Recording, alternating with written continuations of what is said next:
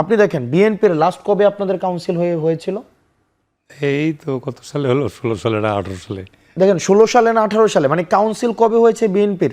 দেখেন internal democracy নষ্ট হয়ে যায়। দেখেন একটা পরিবার কেন্দ্রিক একটা হচ্ছে, আপনি চিন্তা করেন, আমি একটা মানে একবার ভাবেন যে তারেক জিয়ার বিকল্প বিএনপিতে, এখন তারেক জিয়া কোনো কারণে প্রধানমন্ত্রী ক্যান্ডিডেট হবে না, সে ফর এক্সাম্পল, বিকল্প ক্যান্ডিডেট নো ওয়ান। দেখেন এই যে নেতৃত্ব শূন্যতা তৈরি করে দিচ্ছে, এটা নেতৃত্ব শূন্যতা।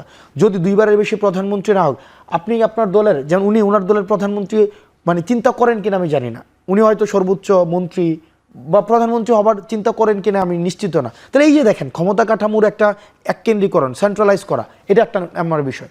2 নম্বর বিষয়, দুইবারের বেশি যদি প্রধানমন্ত্রী হয়, যখন রাষ্ট্রের আরও 3টা অংশ আছে, যেটা হচ্ছে ধরেন সংসদ, বিচার ব্যবস্থা, এই ইনস্টিটিউশনগুলো যখন বুঝে যে এক ব্যক্তি হচ্ছে পুনরায় ক্ষমতায় আসবে, বারবার ক্ষমতায় আসবে, তখন পুরা সবাই হচ্ছে এই এক্সিকিউটিভ মুখী হয়, সবাই হচ্ছে প্রধানমন্ত্রী মুখী হয়।